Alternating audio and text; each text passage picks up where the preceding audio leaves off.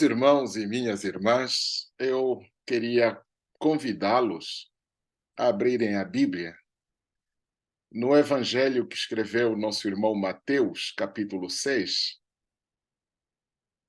Eu vou ler do versículo 24 e vou caminhar até mais ou menos o final do capítulo. Claro que, a partir desse texto, vou fazer aqui algumas ponderações e deixar algumas provocações que esclarecem a temática que está posta para nós. No Evangelho que escreveu nosso irmão Mateus, capítulo 6, o versículo 24 diz assim: Ninguém pode servir a dois senhores, porque ou há de odiar um e amar o outro, ou se dedicará a um e desprezará o outro. Não podeis servir a Deus e a Mamon. Por isso vos digo, não andeis cuidadosos ou ansiosos quanto à vossa vida, pelo que haveis de comer, ou pelo que haveis de beber, nem quanto ao vosso corpo, pelo que haveis de vestir. Não é a vida, ou melhor, não é o vosso corpo, melhor, não é a vida mais do que o mantimento e o corpo mais do que a vestimenta? Olhai para as aves do céu, que nem semeiam, nem cegam, nem ajuntam em celeiro, e o vosso Pai Celestial as alimenta. Não tendes vós muito mais valor do que elas? E qual de vós poderá, com todos os seus cuidados, acrescentar um côvado à sua estatura? E quanto ao vestuário, por que andais solícitos? Olhai para os lírios do campo, como eles crescem. Não trabalham, nem fiam. E eu vos digo que nem mesmo Salomão, em toda a sua glória, se vestiu como qualquer delas. Pois se Deus assim veste a erva do campo, que hoje existe e amanhã é lançada no forno, não vos vestirá muito mais a vós, homens de pequena fé? Não andeis, pois, inquietos, dizendo: que comeremos, ou que beberemos, ou com que nos vestiremos? Porque todas estas coisas os gentios procuram. De certo, vosso Pai Celeste bem sabe que necessitais de todas essas coisas. Mas buscai primeiro o reino de Deus e a sua justiça, e todas estas coisas vos serão acrescentadas. Não vos inquieteis, pois, pelo dia de amanhã, porque o dia de amanhã cuidará de si mesmo. Basta a cada dia o seu mal. Vamos orar. Nosso Deus, nosso Pai, somos eternamente gratos pela bondade do teu cuidado. Dormimos, acordamos porque o Senhor nos sustentou. Ao longo deste dia, o Senhor proveu as nossas necessidades, deu-nos de comer, deu-nos de vestir, deu-nos condições de nos deslocarmos, deu-nos livramento, ó Pai, nessas estradas tão perigosas. Ó Pai, cruzamos com pessoas tão distintas, com índoles tão diferentes, algumas boas, outras ruins, outras muito más, mas de todas essas coisas o Senhor nos deu livramento.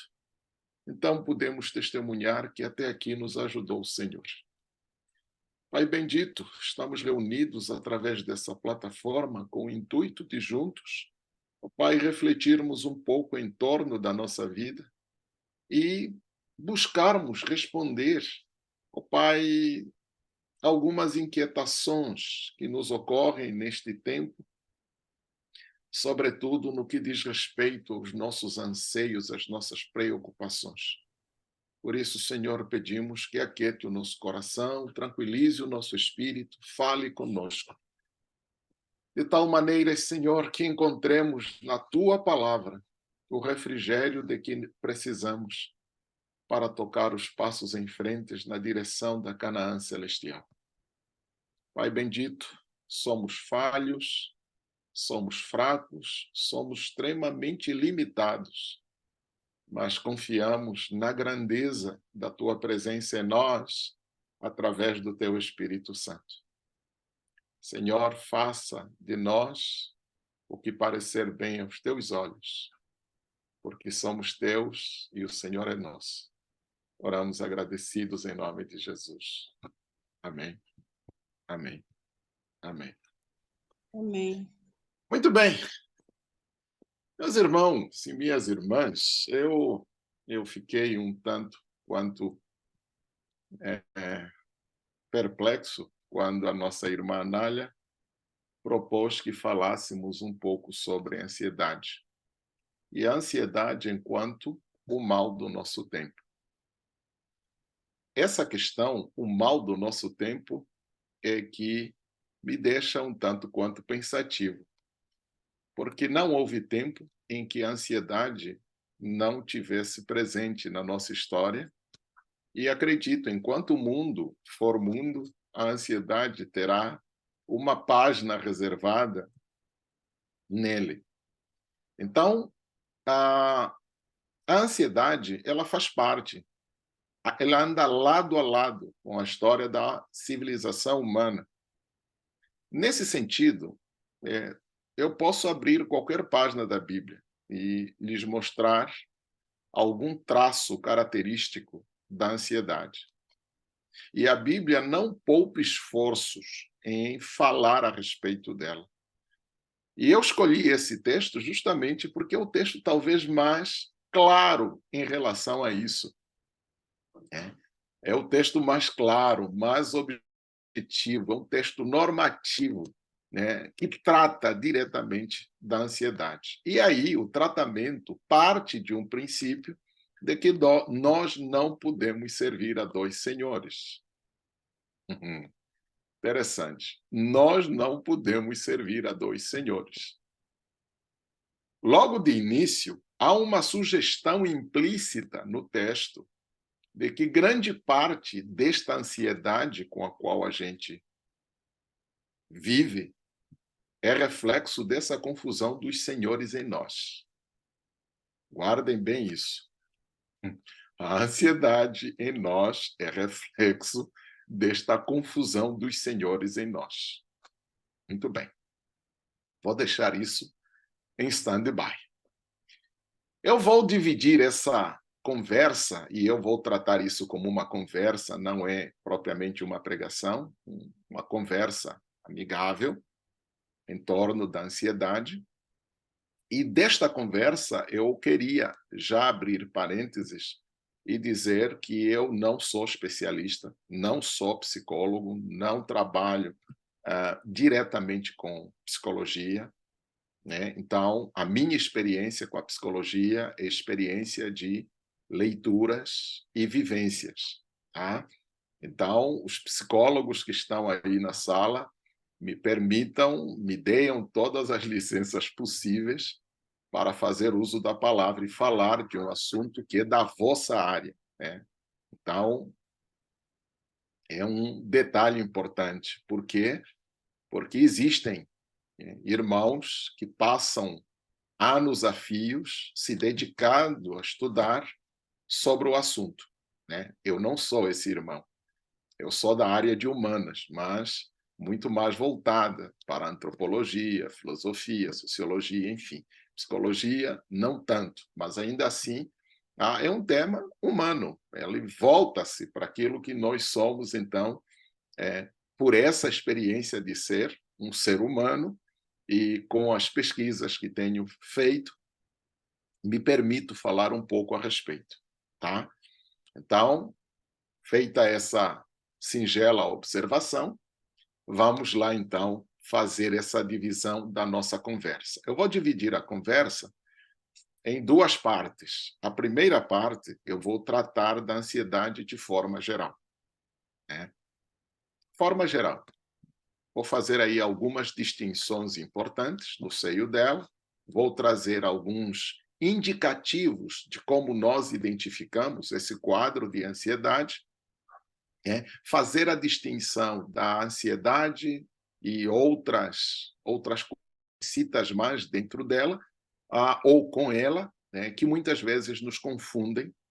A ansiedade como um traço característico da nossa espécie, da espécie humana, e também a ansiedade enquanto distúrbio da nossa psique, nesse sentido.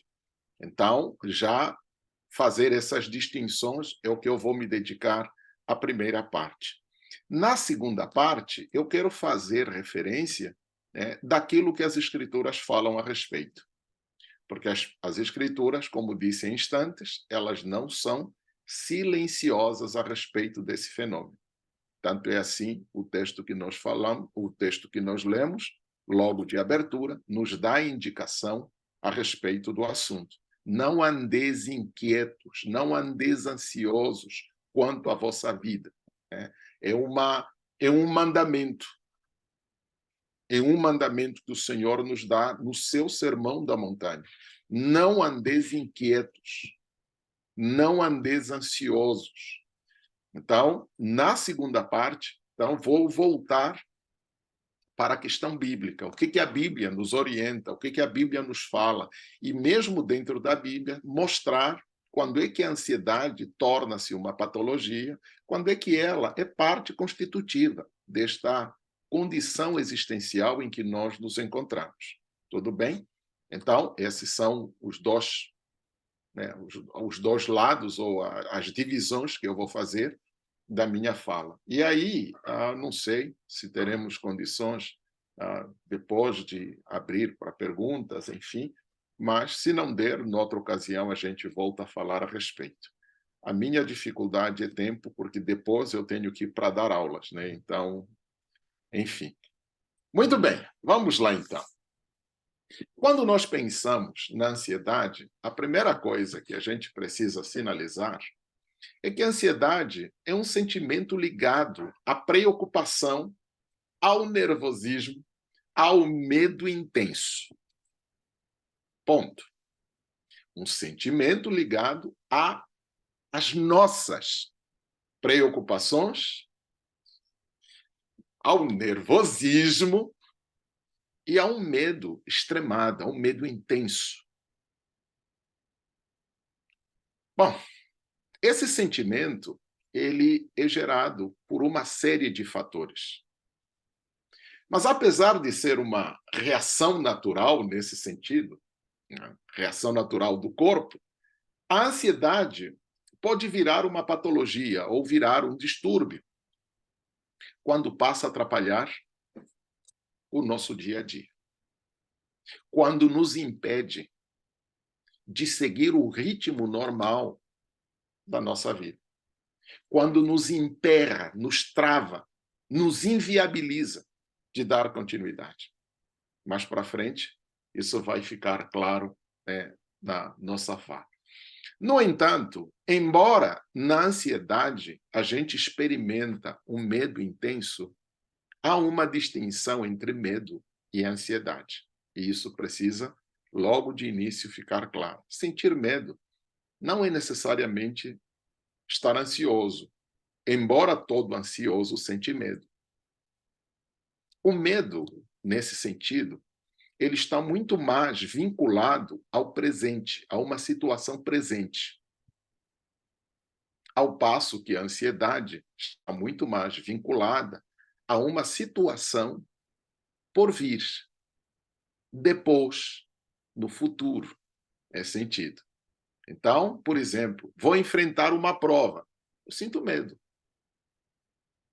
Mas esta mesma prova pode gerar ansiedade, o medo do futuro. Se eu não for bem na prova, eu chumbo, eu reprovo. Então, o futuro, quando se mistura com o presente, vira essa mistura estúpida, que causa em nós esse estado de coisas que a gente está chamando de ansiedade. Mas é necessário que você, logo de início, faça essa distinção. Que medo não é sinônimo de ansiedade. Que a ansiedade não se resume no medo. O medo é apenas vinculado a uma circunstância presente, mas a ansiedade vai muito além do presente. Ele envolve o futuro, alguma coisa por vir, alguma coisa no devir. Muito bem. Dito isso, eu preciso sinalizar a vocês alguns sintomas que caracterizam ou tipificam a ansiedade. Eu listei aqui nos meus afazeres pelo menos 4 sintomas diferentes que o ansioso em algum momento vai manifestar. Esses 22 sintomas, eles não precisam estar presentes todos na mesma pessoa. Às vezes, alguns destacam mais do que outros, mas, em princípio, acredito que, entre tantos, porque existem muitos outros, eu selecionei apenas 22. Não vou ter tempo de esmiuçar cada um deles, mas eu vou apenas pontuando e eu acredito que os irmãos vão compreender. O primeiro é a respiração ofegante e falta de ar.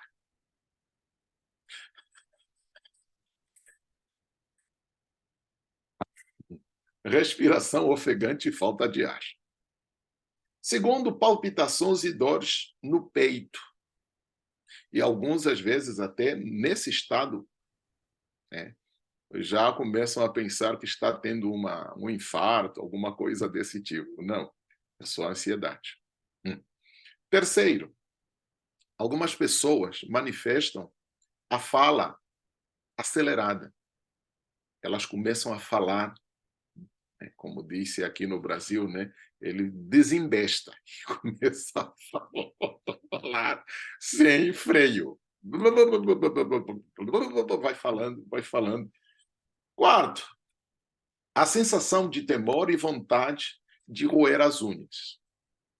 Muitas pessoas ansiosas têm as unhas roídas, e na hora em que bate esse quadro, elas começam a arrancar as unhas com os dentes, Enfim. Quinto, agitação nas pernas e braços. Algumas pessoas agitam as pernas e os braços e assim por diante. Outros, em sexto lugar, têm tensão muscular. Ela não consegue relaxar. Os músculos ficam completamente tensos. Sétimo, tontura e sensação de desmaio. É outro sintoma que às vezes aparece a algumas pessoas, não necessariamente a todos. Enjoo e vômitos é outro sintoma. Algumas pessoas, quando estão ansiosas, elas têm enjoo. Enfim. Outra, nona, irritabilidade. Elas ficam irritadas. Extremamente irritadas a ponto de qualquer coisinha é motivo de briga. E é engraçado que há aí estudos que mostram que no casamento esse tem sido o fator preponderante das brigas desnecessárias entre os cônjuges. Um dos dois está ansioso, se irrita com facilidade e aí as brigas vão se sucedendo uma atrás da outra. E aí, quando param em condições normais, percebem que estão brigando com coisas pequenas, com coisas fúteis. Na verdade, não são as coisas que causam a briga. A briga é gerada pela ansiedade. Enfim. Décimo, as enxaquecas. Algumas pessoas, quando ansiosas, é claro, isso desencadeia a crise de enxaqueca, aquela dor de cabeça crônica que não passa com remédio. Enfim. As enxaquecas, boca seca e hipersensibilidade de paladar. Algumas pessoas, inclusive, não só de paladar, mas também de olfato. Ela começa a sentir cheiros assim de um jeito interessante. Outras manifestam, quando ansiosas, ficam com insônia, têm dificuldade de dormir, não dormem de jeito nenhum. E, às vezes, até mesmo com dose cavalar de remédios, não pega no sono. Quando o estado de ansiedade passa, aí o sono vem com força dobrada, né? 13º, preocupação excessiva. Em condições normais, todos nós temos condições de pausar os nossos problemas. Sabe? No tempo do... Bom, enfim, né? No tempo... não é no tempo, ainda hoje a gente usa esses mecanismos. Você está ouvindo música, você tem a possibilidade de pausar a música, conversar e despausar, dar continuidade a ouvir a música. Os problemas, como músicas aos nossos ouvidos ou para a nossa vida, nós temos possibilidade de pausá-las ou pausá-los. No entanto, uma pessoa ansiosa não tem, ela perde a capacidade de pausar os seus problemas. Por exemplo, de noite, se você não pausar os seus problemas, você não dorme. O que nos faz dormir é a prerrogativa de, vou pausar os meus problemas, vou dormir amanhã, eu despauso e continuo resolvendo. A pessoa ansiosa não consegue. Preocupação excessiva. 14º, dificuldade de concentração. Ela já não consegue se concentrar em absolutamente nada, né? Não escuta direito, não fala direito, não responde em condições, e aí as outras consequências vêm a galocha. 15, nervosismo. A pessoa vive naquele estado de coisas que não carece de... 16º, medo constante. Algumas pessoas têm medo, inclusive, da própria sombra, né? O estado de ansiedade lhes faz ver coisas que não existem. Se apavoram com tudo e nada. Mais do que isso, 17º, sensação de que vai perder o controle ou que algo ruim vai acontecer. Doloroso. A sensação de que alguém nesse instante está falando mal de você e você queria saber quem é a pessoa, ou que alguém está tramando contra você, está te pregando uma peça, e assim, quer dizer, você vive num estado de desconfiança acelerado. Então, qualquer sorriso perto de você, estão rindo de você. Descobriram alguma careca sua, algum problema, algum segredo seu que as pessoas já estão falando. Bom, enfim. Então, você desconfia de todos e tudo. Por quê? Porque você tem a sensação que a qualquer momento alguma coisa de ruim vai te acontecer. Geralmente, né, nesse quadro de coisas, algumas pessoas têm ideação de suicídio. Suicídio não como uma autopunição, mas uma forma de escapar dessa sensação. Enfim. Braços dormentes, suor frio, a sensação de ser um observador externo da própria vida, você começa a se enxergar, tipo, você sai de você para se enxergar de fora de você. Em alguns casos, aponta-se isso também como um elemento importante ou um sintoma característico da ansiedade. E, por último, sentir-se desconectado do seu ambiente. É aquela sensação de se sentir um peixe fora da água.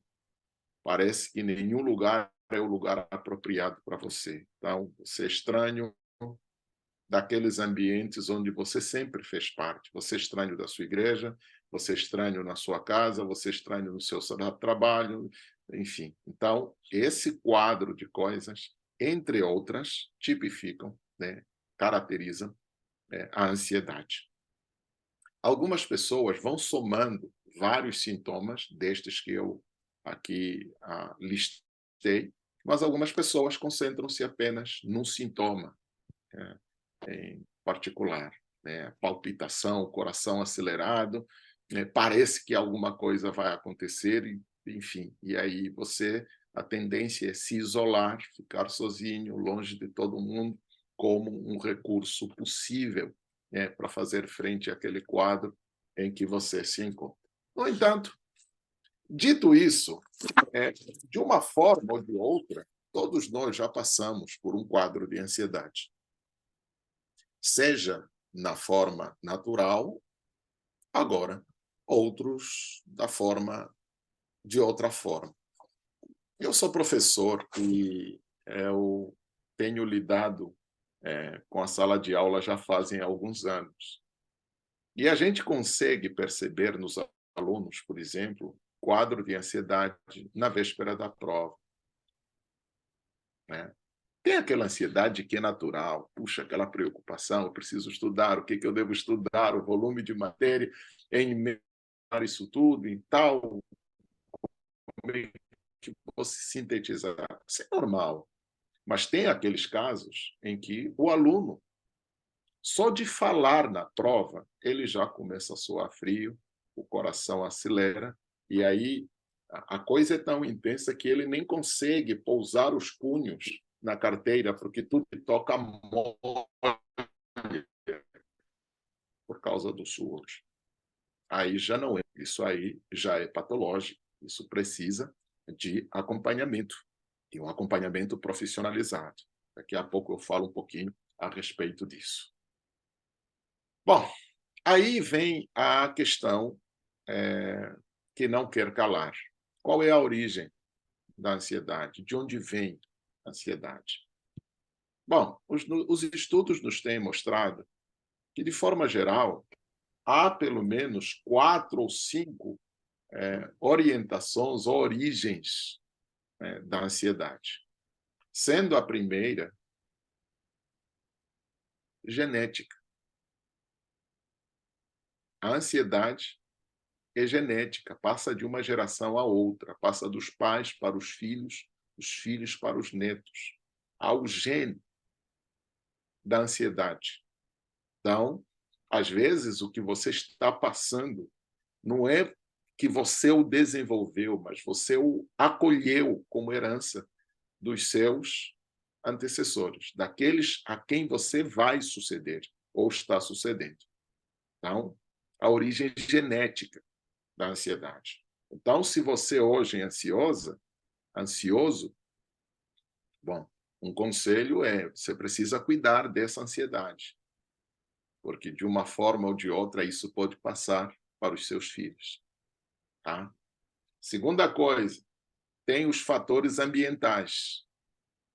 O ambiente onde você se encontra é seguro, então a propensão é menor de você desenvolver ansiedade. Mas se há insegurança no ambiente em que você está, meu amigo, a possibilidade de você desenvolver um quadro de ansiedade é muito grande. Então, a instabilidade no serviço, instabilidade no relacionamento, instabilidade, o ambiente em que você se encontra pode ser um fator determinante para desenvolver esse quadro de ansiedade. Terceiro, é a origem de personalidade. As pessoas dizem, os entendidos na área da psicologia, e a personalidade ela se forma até mais ou menos os seus 5, 6, 7 aninhos.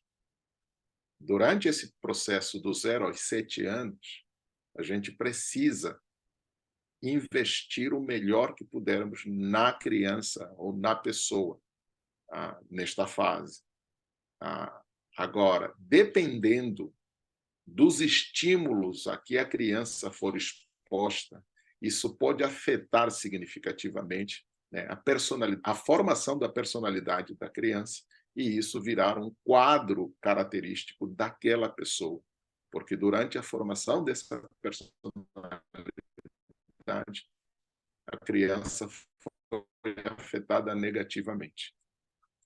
Então, por exemplo, nós, da área da educação, a gente tem lidado com crianças, por exemplo, que durante o processo de alfabetização, elas não recebem a atenção necessária para o efeito. Consequência, as crianças à sua volta, elas se desenvolvem, se alfabetizam, e essas crianças, por essas ou outras razões, não conseguem ser alfabetizadas na idade certa. as consequências vêm logo a seguir. Porque quando a criança vê que as outras conseguem ler, conseguem escrever, e ela está limitada porque não consegue, bom, não preciso nem entrar em detalhes como isso vai afetar a personalidade da criança e, consequentemente, desenvolver esse quadro de ansiedade. Então, a personalidade não formada adequadamente, ela pode gerar esse quadro de ansiedade. E a nossa realidade de Angola, bom, não preciso nem entrar em detalhes, que nós temos sérios problemas de formação de personalidade por razões diversas. Algumas coisas engraçadas que eu vim descobrir aqui, né? Porque eu encontrei um parâmetro comparativo. Quando você está envolvido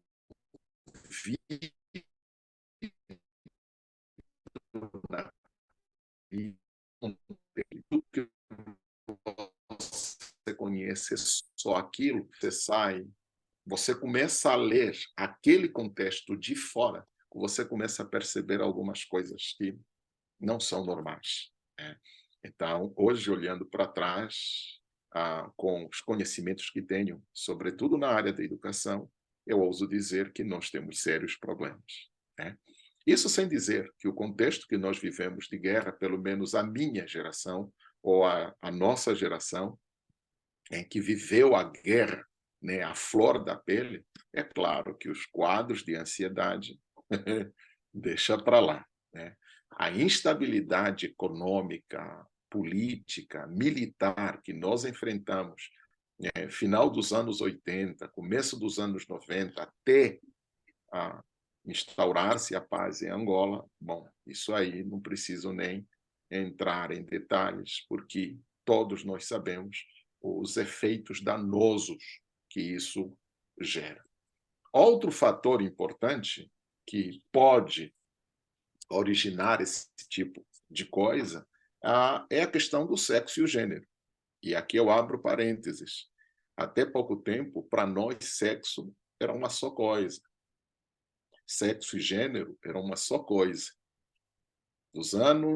Final dos anos 90 para cá, nós começamos a separar as coisas. Sexo uma coisa e o gênero outra. O sexo biológico não determina o gênero. Bom, isso gerou um mal-estar e os estragos que isso está causando na civilização ainda não começamos a contabilizar. Tá? O número de pessoas que se dizem que nasceram no corpo errado e partiram para as cirurgias para fazer as correções é assustador. Só que lá na frente descobre que foi um erro.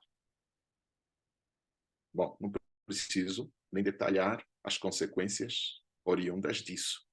Então, essa confusão que os nossos linguistas, desconstrucionistas e outros mais que imprimiram na cultura a cisão entre o sexo e o gênero, gente, está gerando quadros horríveis de ansiedade, né? Temos até casos extremados em que as pessoas chegam efetivamente ao suicídio, né? Porque é melhor morrer a ter que conviver com tamanho sofrimento. Então, mais uma vez, o suicídio como uma fuga, um escape, daquela situação em que ela se encontra. E, por último, os traumas, eventos traumáticos pelos quais a pessoa passou. No nosso caso, nós, os angolanos que nascemos no final dos anos 70, começo dos anos 80, nós vimos coisas, fomos expostos a coisas que naquela idade nós não precisávamos ver. Mortes horríveis, enfim. E isso gerou traumas profundos na alma da nossa história recente. O que nós temos são meros relatos que viveram vidas. E esses então, esse quadro de ansiedade para a minha geração, parecia, bom, enfim, daquele jeito. Então, esses são as possíveis origens, né, desses quadros de ansiedade, né, que em alguns, normal, porque são meros sintomas numa situação, num contexto bem pontual, mas para outras pessoas já é patológico, porque quando tomadas por esse estado de coisas, ela não consegue fazer outra coisa senão se dedicar àqueles sintomas da ansiedade. E isso, é claro, que exige acompanhamento profissionalizado. Bom, mais para frente a gente falaria ou diria que, ao pensarmos na ansiedade, nós também não temos um único tipo de ansiedade, nós temos uma variedade de ansiedades, tá? A ansiedade varia de acordo com a pessoa, de acordo com a situação, de acordo com a sua origem, com o fator que o desencadeou. Então, nós temos o tipo de ansiedade como um transtorno de ansiedade generalizado, né? A pessoa sai de cena, entra em parafuso, aí nada mais faz sentido, isso se generaliza de forma, bom, preocupante, para dizer o mínimo. Segundo, isso também temos a ansiedade do tipo transtorno de pânico, né? O sistema entra em pane, dá um pane no sistema, desliga tudo. E aí a pessoa tem aqueles surtos, aqueles desmaios, e, enfim. Temos também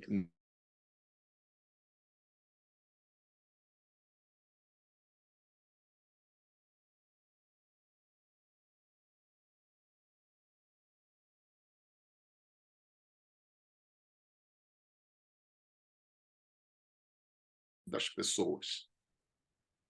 Então, fechar-se, isolar-se, é uma saída viável, pelo menos é o que parece para a pessoa naquele estado. Outro é o transtorno obsessivo compulsivo. São as compulsões, né? E aí as compulsões variam de acordo com uma série de outros fatores. Tem pessoas que, quando estão ansiosas, têm compulsão por comida. Come, come, come, come, come, come, come, como se a comida fosse o tapa-buraco. Tem pessoas que têm compulsão por sexo. Quando estão ansiosas, é sexo, sexo, sexo, sexo, sexo, sexo. E o parceiro, a parceira que aguente. É doloroso.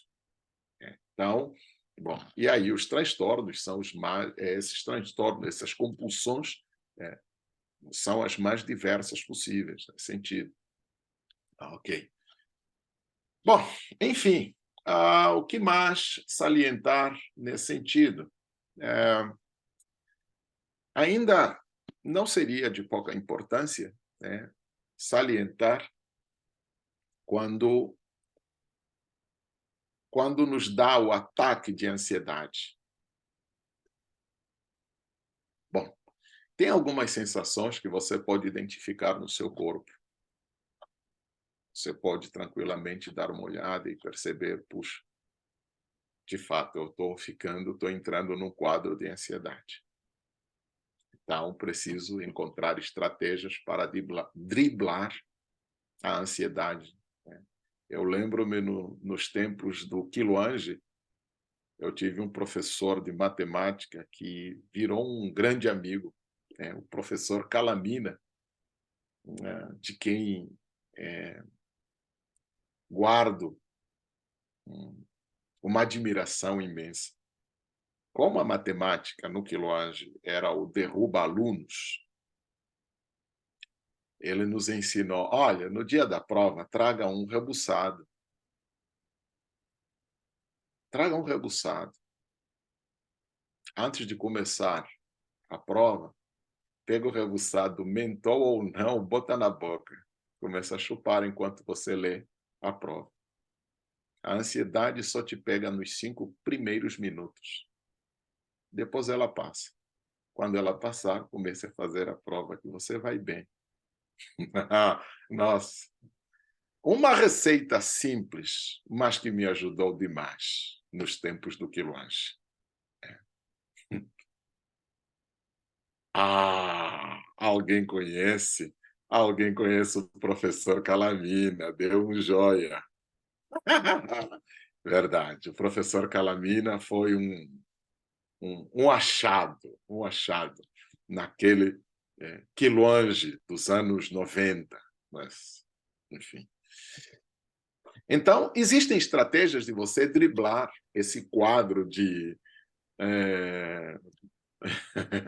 esse quadro de ansiedade, né?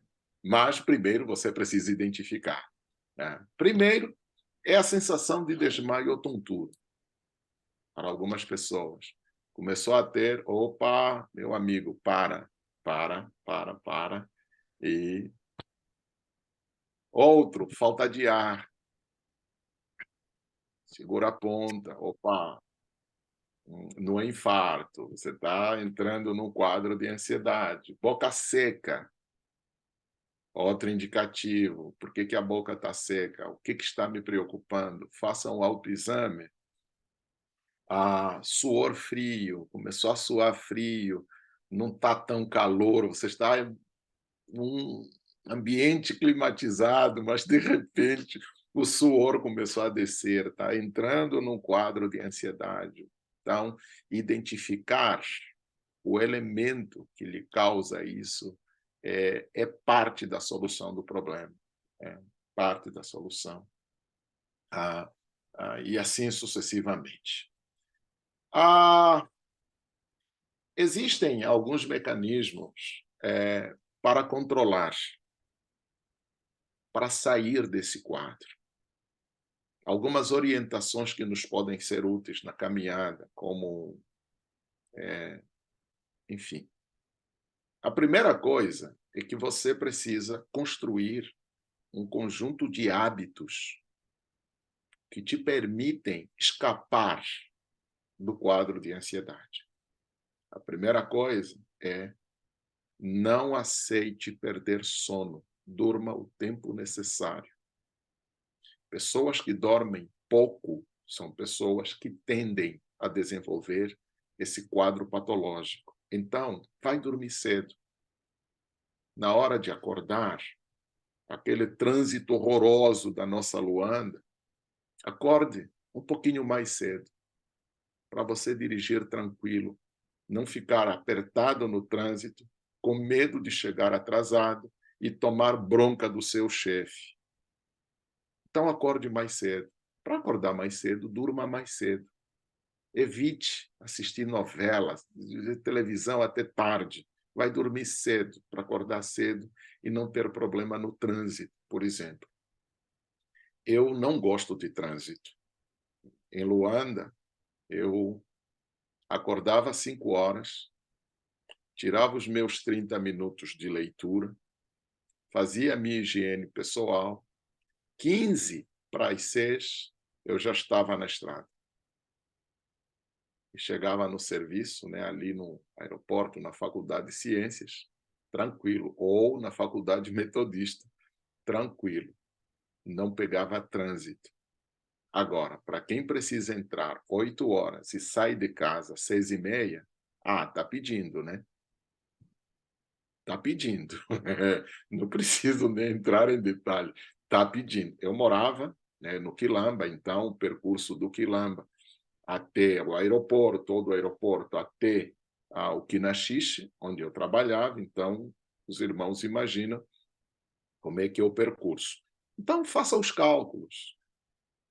Como evitar o trânsito, se o trânsito é um fator que desencadeia em você a ansiedade, por exemplo. Então, uma das coisas é não perca sono. Permita que o seu organismo se regenere, né, no intervalo do sono completo. Dizem que o intervalo legal de sono é de 8 horas. Você precisa de 8 horas de sono, né? É o tempo que o seu organismo precisa para se regenerar. Se você não tem esse tempo, ok. Bom, é só acumular problemas para depois. Outra coisa, encontre mecanismos que te relaxem. Encontre mecanismos que te relaxem. Tipo, ouvir boa música. Que tipo de música você gosta de ouvir? Qual é a música que te relaxa? Ou qual é a atividade que te deixa relaxado? Por exemplo, eu gosto de desenhar. Eu gostava de desenhar. Hoje eu gosto de escrever. Aquelas poesias que você escreve para você mesmo e você não tem coragem de compartilhá-los de tão ruins que são. Está entrando num quadro de ansiedade? Escreva, faça alguma coisa que te relaxe. Vai ouvir música, vai assistir um filme, vá escrever alguma coisa. Escreva carta. No nosso tempo de adolescente, né? A gente escrevia carta para as gatinhas, né? Não tinha WhatsApp, não tinha redes sociais, então a gente escrevia carta. Quantas cartas a gente escreveu que a gente não teve coragem de mandar? Isso relaxa, isso nos distrai, né? Isso nos... Enfim, encontre aquele mecanismo que te relaxa e faça, dedique-se. Outra coisa é reduza certos alimentos. Alimentos gordurosos, alimentos ricos em cafeína, evite.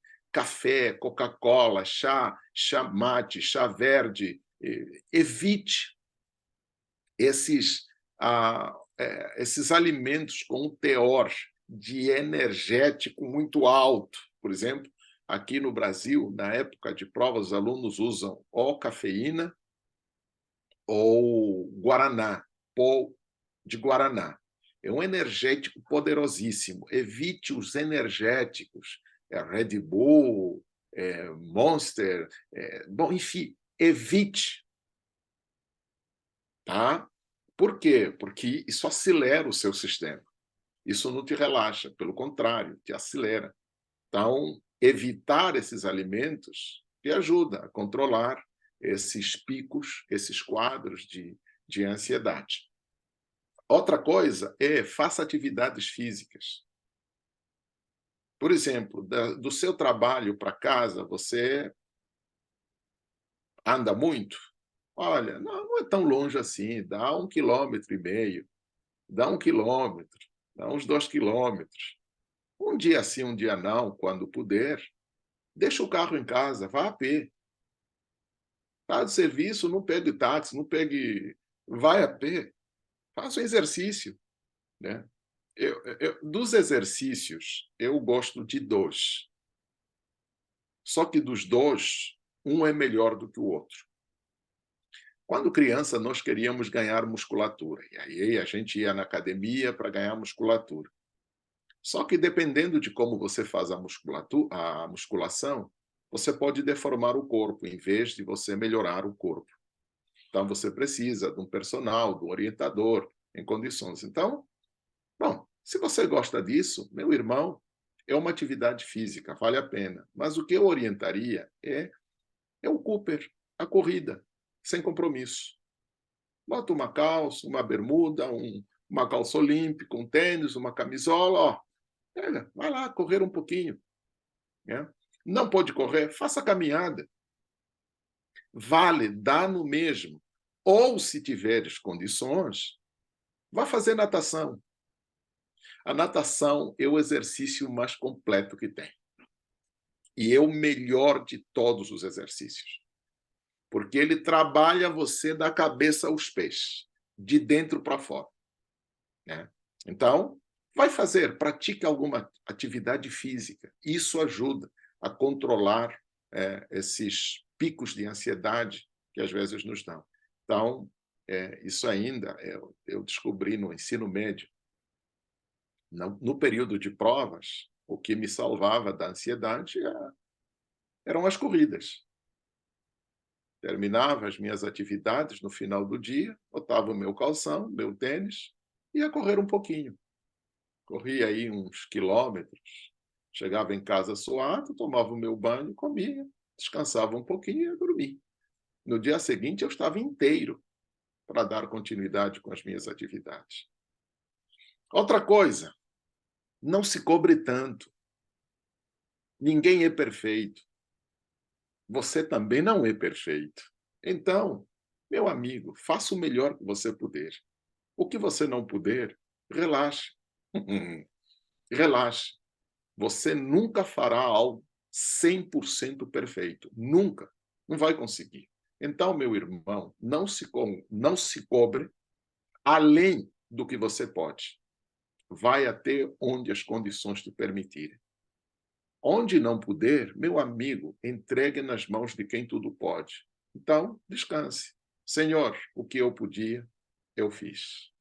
Daqui para frente, eu deixo nos teus cuidados. Relaxa. Acabou. Certo?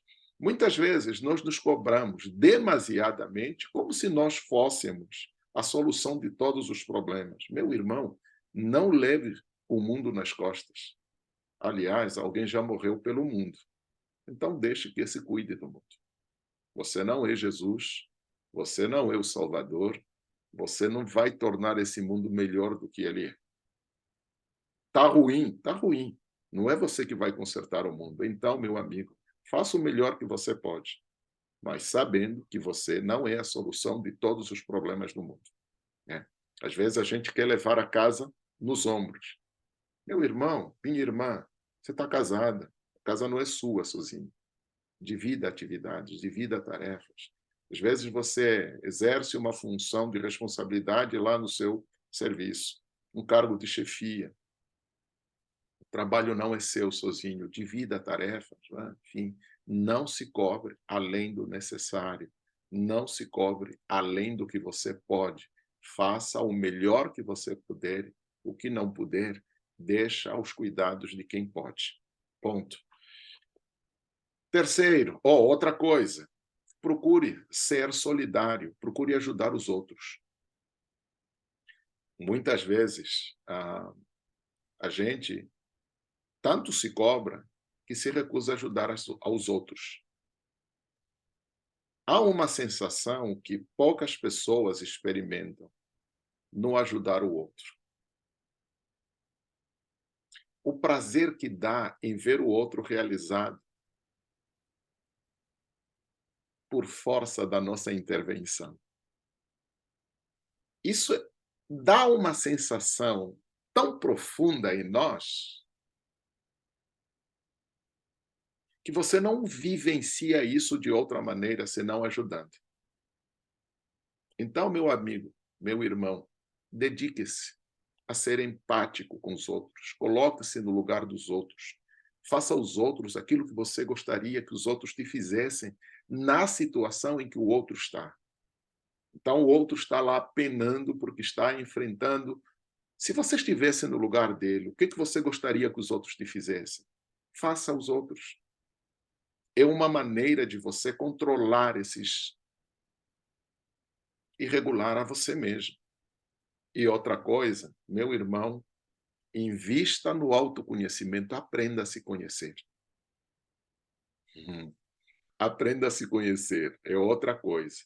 Se conhecer vai te garantir em ter aquela certeza de onde e até onde você pode. Conhecer os seus limites. Então, se você conhece os seus limites, então nunca extrapole aquilo que você tem a fazer.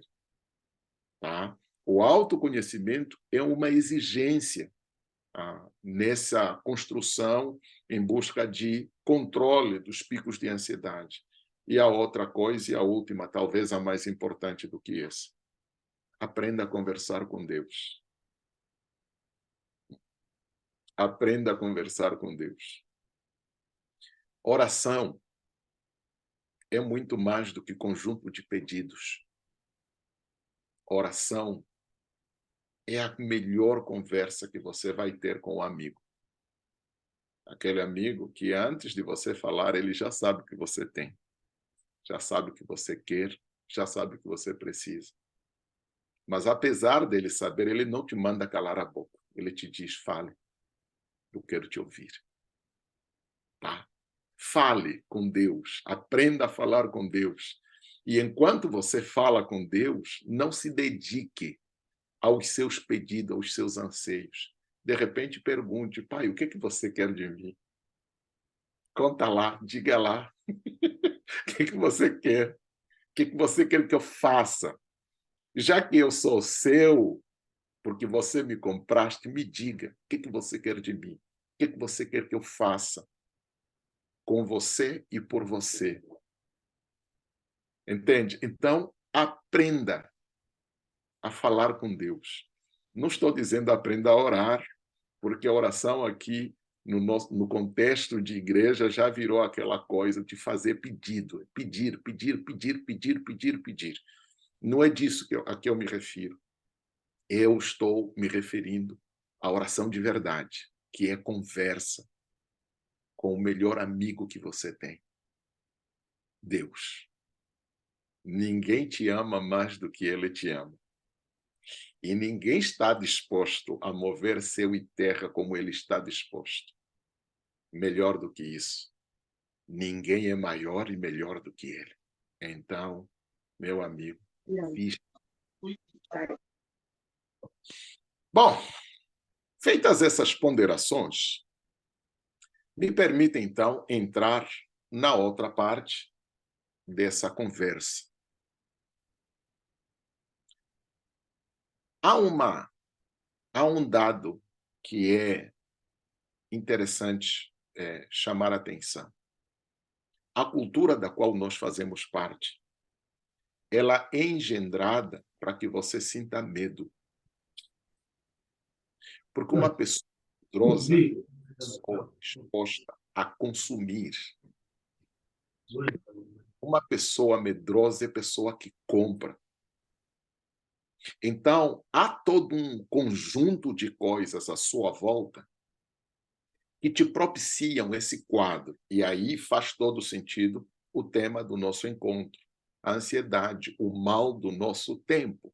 A nossa cultura, ela é engendrada e articulada para gerar medo em você. Só que o medo tende sempre a descambar na ansiedade. Primeiro, qual é o traço assustador da nossa cultura? É o traço da competitividade. Você é estimulado a se comparar com os outros o tempo inteiro. Olha como é que eu estou vestido. Olha o perfume que eu estou usando. Olha a quantidade o salário que eu recebo. Olha o carro com que eu ando. Olha não sei o que é. Olha não sei o que é. Por que os outros têm? Eu não tenho. Por que os outros conseguem? Eu não consigo. Por quê? Por quê? Por quê? Por quê? Por quê? Meu amigo, a cultura faz você se comparar com os outros. É doloroso dizer isso, mas, infelizmente, o mundo em que nós estamos nos incita a fazer isso. Então, uma vez excitado e mergulhado nessa lógica comparativa, então você vai procurar sempre se sobrepor aos outros. Como? Comprando. Então, você vai lutar para ter dinheiro e nunca o dinheiro é suficiente para você conseguir aquilo que os outros não têm. Porque enquanto você tiver o que os outros não têm, você tem a sensação de que você é mais pessoa do que as outras pessoas. Doce ilusão. Não é verdade. Você não vale pelo que tem. Você vale pelo que você é. Meu irmão, quando você encontra uma pessoa que, porque anda com um carro bom, anda com as melhores roupas de marcas, coisa do gênero, e ela te olha de cima para baixo, pode acreditar no que lhe digo. É uma pessoa vazia, é uma pessoa oca.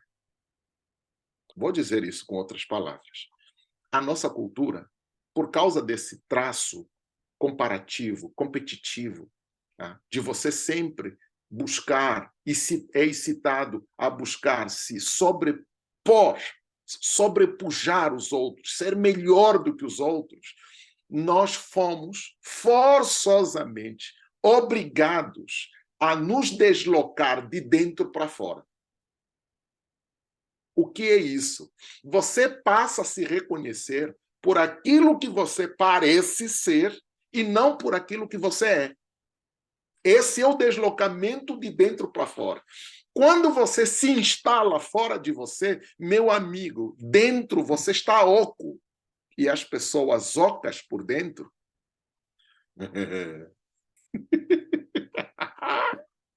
são as pessoas que desenvolvem com tranquilidade esse quadro de ansiedade. Porque aqui fora, por melhor que você fizer, nunca será suficiente. Deixa eu te dizer uma coisa. Por que nós fomos contaminados pelo senso de que devemos ser belos? A noção de beleza, ela está intimamente vinculada ao sagrado. Belo é o Criador. O dia em que nós pecamos, nós abrimos mão dela. Desde então, a beleza é uma meta inatingível em nós. Por isso é que as pessoas que vivem pela beleza, elas são viciadas de beleza. Mas quanto mais elas a buscam, mais longe delas elas ficam. Triste realidade. Quanto mais você mexe na estrutura para você se identificar com o belo, mais longe dela você fica. A beleza não está nas indumentárias, a beleza está na simplicidade.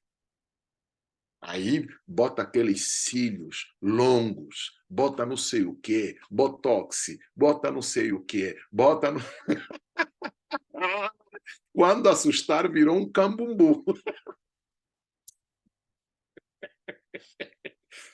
Ai, gente, isso é viciante e não responde os nossos anseios, porque a pessoa está deslocada dela mesma, ela está se procurando onde ela não está, porque ela se recusa a estar onde ela deve estar, está fora de si. Você, eu, nós, a nossa identidade não se inscreve na nossa aparência, ela se inscreve no que nós somos. E o que nós somos não é aquilo que aparece para os outros, é aquilo que os outros não conseguem ver, porque está dentro de nós. Por isso, essa cultura gera gente ansiosa, doente, por causa disso. Porque elas estão deslocadas delas mesmas. Enquanto você não se achar em você, e continuar se procurando fora de você, meu irmão, sinto muito lhe dizer. A ansiedade vai ser a sua doença crônica. Segunda coisa, há no nosso ser um sentimento residual de medo engendrado pelo pecado que faz a nossa natureza caída. No dia em que nós caímos, o medo passou a fazer parte de nós. E deste medo não temos como nos livrar senão buscarmos os recursos apropriados. Deixa eu te dizer isso com outras palavras. Antes do pecado, nós não sabíamos o que era a morte. Nós passamos a conhecer a morte depois que pecamos. Porque o salário do pecado é a morte.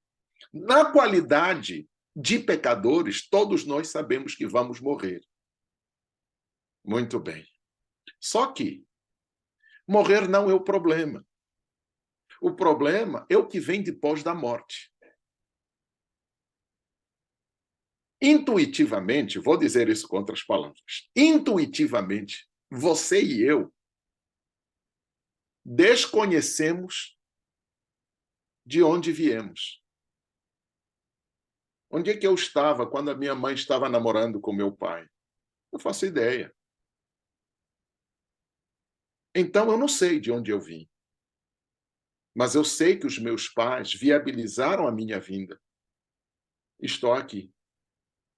Se eu não sei de onde vim, então há um nada desconhecido, há um desconhecido na minha origem. O futuro torna-se desconhecido justamente por causa desse desconhecido que me antecede. Entre o nada desconhecido antes de mim e o nada que vem depois de mim, quando eu fechar os olhos, tudo que eu tenho comigo é esse intervalo que eu chamo vida. Então, a morte me assusta por quê? Porque é a possibilidade de mergulhar numa próxima nadificação. Parênteses. Toda religião que se preza se dispõe a responder essa pergunta: o que me espera quando fechar os olhos? Toda religião está fundada justamente neste princípio: responder o que nos aguarda quando fecharmos os olhos. Então, o medo, nesse intervalo que nós chamamos de vida, só é engendrado por causa da possibilidade de sermos nadificados, de virarmos nada. Então, eu tenho medo da prova, porque a prova pode me nadificar. Eu tenho medo de ser desempregado, mandado embora, porque o desempregado é um nada na sociedade em que nós estamos. Então, o ser nada, o ser reduzido a nada, é isso que nos apavora. Só que você só vai lidar com a nadificação se você não crê de verdade em Jesus. Porque o princípio fundante é: se eu fosse nada, por que ele me comprou? Se eu sou nada, por que ele morreu por mim? Se eu sou nada, por que ele se fez humano como eu? Então eu não sou nada. Eu sou mais do que isso. E aqui entra os princípios que eu li aqui anteriormente. Então, primeiro, você e eu estamos mergulhados numa cultura que gera ansiedade em nós. Porque pessoas ansiosas mantêm as engrenagens do capitalismo rodando. Pessoa ansiosa compra. Pessoa ansiosa consome. Pessoa ansiosa acumula. Pessoa ansiosa egoísta. Pessoa ansiosa ensimesmada. É tudo que a nossa cultura quer. E segundo, a natureza pecaminosa engendra em nós medo.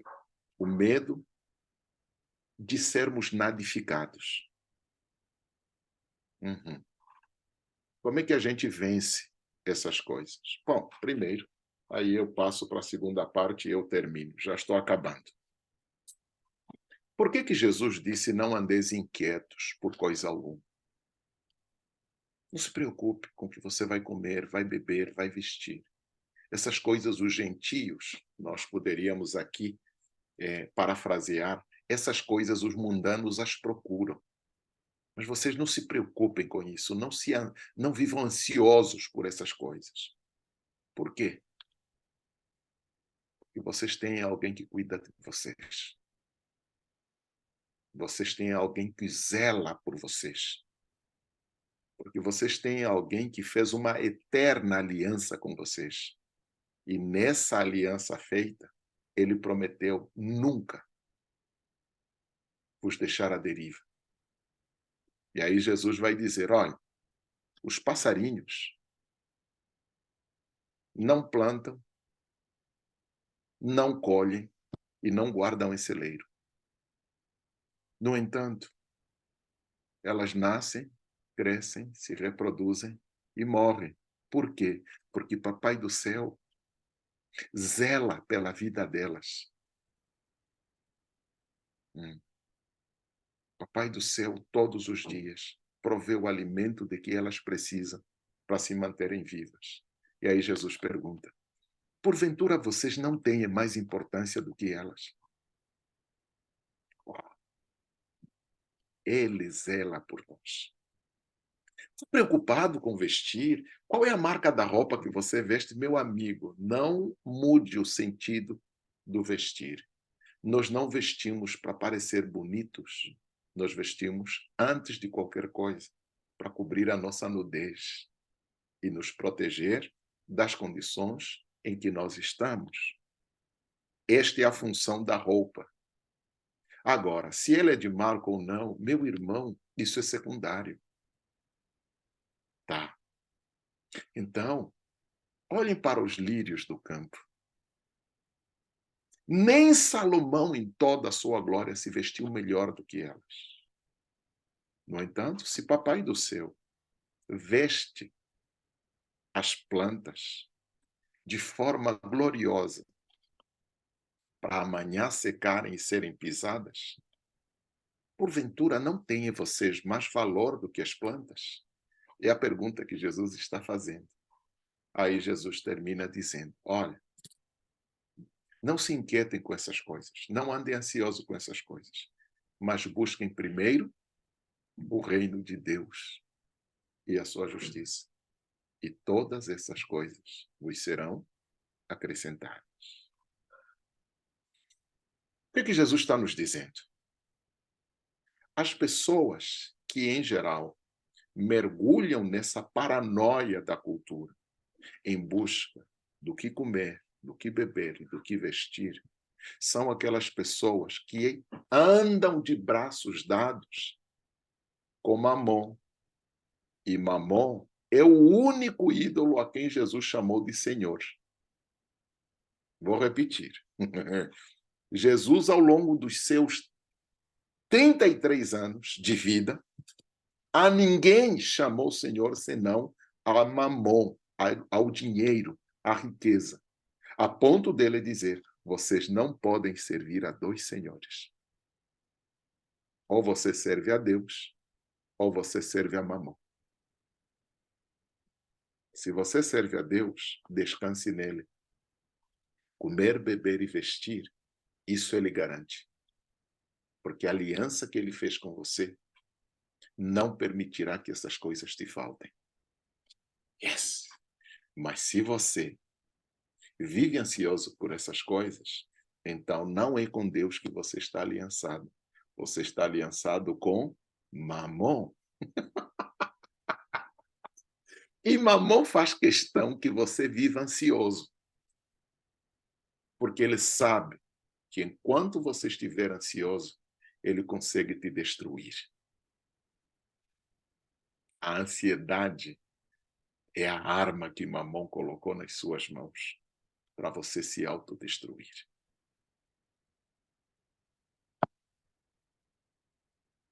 Pastor, então nós não podemos sentir nem um pouquinho assim de ansiedade? Não, isso aí, esse pouquinho é parte da nossa natureza.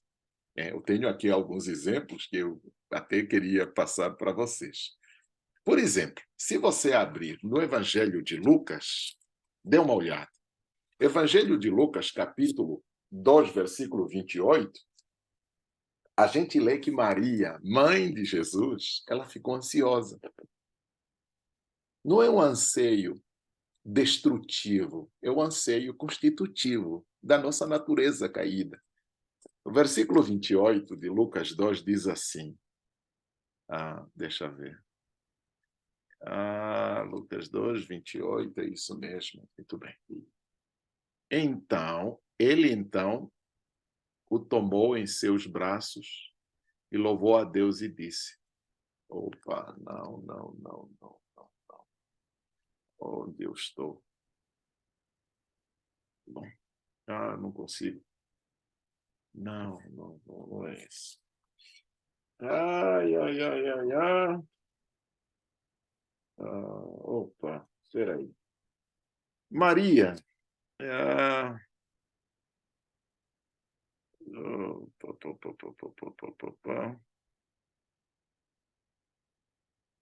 Bom, o texto que eu pensei, bom, eu acabei me enganando, mas é o texto em que Jesus se desprende dos pais e os pais ficaram 3 dias à procura de Jesus. Jesus, na época, estava com 12 aninhos. E aí os pais encontraram Jesus no seio dos doutores. E aí a mamãe disse alguma palavra.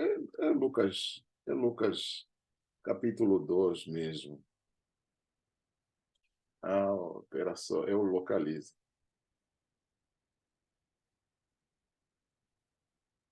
Há 3 dias, e todos os que o ouviam admiravam, e quando o viram, maravilharam. Ok. Aqui, versículo 48. É o versículo 48. Versículo 48 diz assim: E quando o viram, maravilharam-se. E disse-lhe sua mãe, quer dizer, Maria falando com Jesus: Filho, por que fizeste assim para conosco? Eis que o teu pai e eu, ansiosos, te procurávamos. É a preocupação de uma mãe, de um pai, em busca do seu filho que se desprendeu dos seus cuidados. Isso é normal, normal. Né? Então, outra situação, né? E ainda pensando em ansiedade, o Paulo faz uma recomendação interessante no livro de Filipenses, capítulo 4, versículo 6. Se você puder abrir, você acompanha a leitura comigo, ele dá uma recomendação interessante para os irmãos que estavam na cidade de Filipe, capítulo 4, versículo 6. O que o nosso irmão Paulo diz? Olha só, ele diz assim: Não estejais inquietos, vale dizer, não estejais ansiosos por coisa alguma. Antes, as vossas petições sejam em tudo conhecidas diante de Deus, pela oração e súplicas, com ações de graças. Bom, o que eu poderia ponderar com vocês a respeito? Eu diria assim: em grande medida, a ansiedade, quando não vista adequadamente, ele pode não só mostrar um transtorno da nossa alma, mas também ser um sintoma de uma doença espiritual. A doença espiritual daqueles, ou desenvolvida naqueles que não confiam em Deus o suficiente. Eu vou repetir. A ansiedade, para além de ser, quando ela se torna o transtorno do nosso estado psíquico ou da nossa psique, pode ser um sintoma claro de uma doença espiritual. A doença que acomete aquelas pessoas que até frequentam a igreja, mas elas não confiam em Deus. Por isso o apóstolo Paulo vai dizer: olha, tem alguma petição? Tem alguma preocupação? Tem alguma coisa que lhe inquieta? Tem alguma coisa que lhe tira do sério? Apresente isso a Deus em oração e súplica e com ações de graças. Até mesmo quando a desgraça te bate à porta, agradeça. Dê ações de graças por isso. Mas como? É aquilo que Jesus disse lá em Mateus: descanse, busque o reino de Deus. O resto, Papai do céu cuidará por você. Papai do céu cuidará por você não significa que você não deva fazer nada. No entanto, significa faça o melhor que você puder. O que você não puder, deixa que ele faça por você e com você. Tá. Então, quando você estiver ansioso, aprenda a orar, aprenda a falar com Deus e aprenda a descansar nele.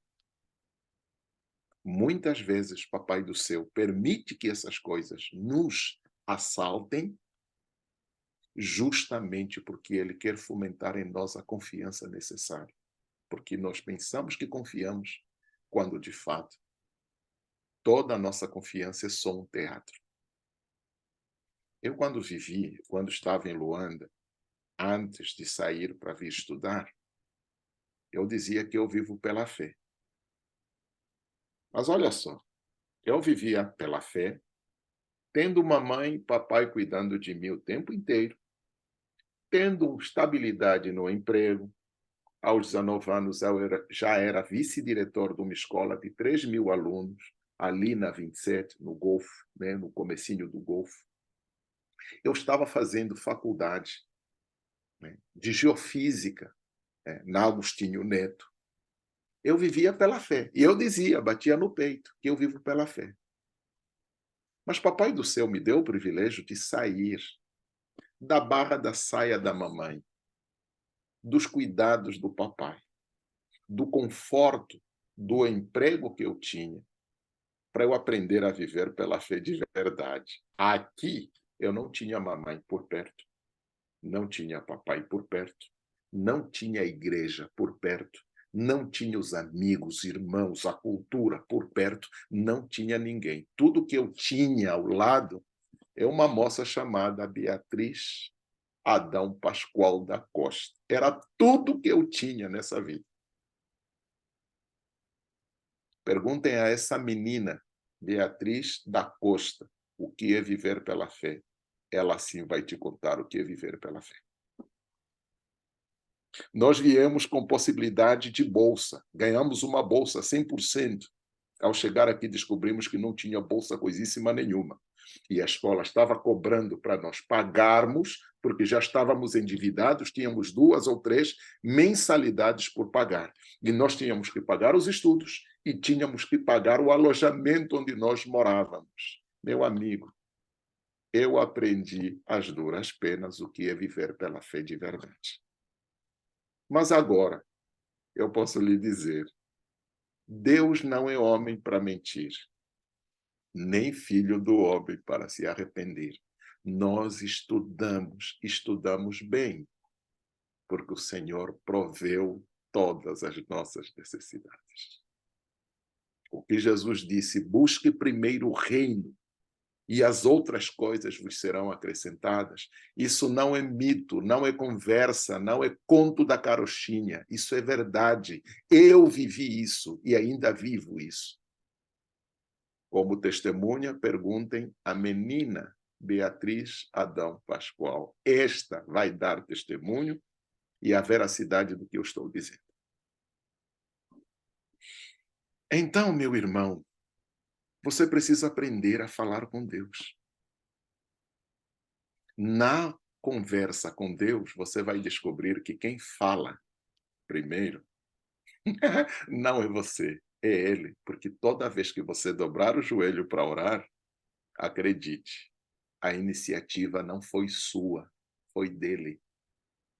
Não foi você que chamou Deus para a oração, mas foi Deus que te chamou para a conversa. Então, quando começares a conversa, antes de você falar, aprenda a ouvir. Ouça o que ele tem a te dizer. E, se necessário, depois, pode falar o que você tiver que dizer. O grande problema é que nós não sabemos, não conseguimos, não aprendemos a falar com Deus. Então, os nossos anseios nós colocamos nas mãos de Deus no momento da oração. Quando a gente termina a oração, a gente pega os nossos anseios, põe no colo e abraça-se a eles. E a gente diz que a gente orou. Isso não é oração. Isso é teatro disfarçado de oração. Oração de verdade é entregar nas suas mãos e depois descansar, na plena confiança que aquilo que você solicitou que ele fizesse, ele há de fazer. Ele há de fazer. Porque é necessário, porque você precisa, porque você não consegue fazer. Para terminar mesmo, deixa-vos lembrar uma coisa. Toda vez que você se meter a pessoa mais inteligente do mundo, mais ativista do mundo, que resolve tudo no mundo por conta própria, Deus vai cruzar os braços para te assistir, até você espatifar a cara na parede.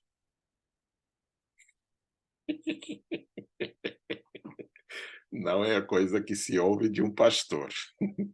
Mas permita que eu lhe diga a real, a verdade. Enquanto você se meter, me permita o uso da palavra, se meter a besta de acreditar que você pode, Deus te assiste. Na hora em que as tuas forças se exaurirem, Deus vai intervir para te mostrar que você não pode nada. Quem tudo pode é Ele. Por isso, não espere espatifar a cara na parede para você lhe apresentar o que você precisa. Aprenda. Quem tudo pode é Ele.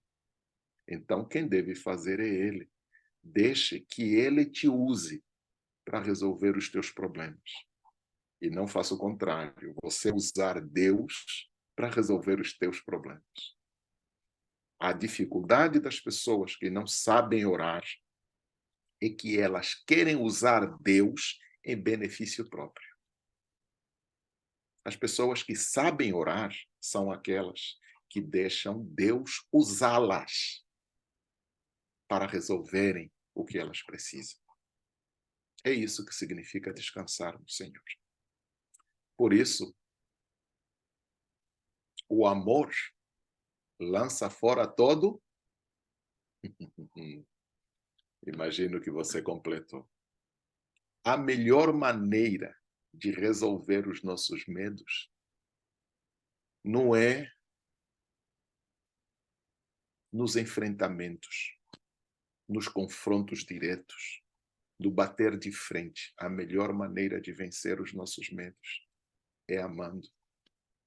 Amando a Deus acima de todas as coisas e amando o próximo como a nós mesmos.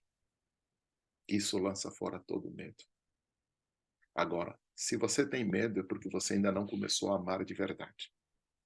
Porque quando começares a amar de verdade, esse medo vai sumir. Jesus nos amou de tal maneira que ele enfrentou a morte. Quando o medo tentou se apoderar dele, ele orou e disse: Pai, se possível, passe de mim este cálice. Todavia, não seja como eu quero, mas como tu queres. Daí para frente, Jesus não disse mais nada a respeito do medo. Ele encarou a morte de frente. E hoje, ele é o que é para nós. O amor é o antídoto do medo. Se há medo, não há amor. Deus nos ajude, que o mundo nos quer ansiosos. Vamos orar.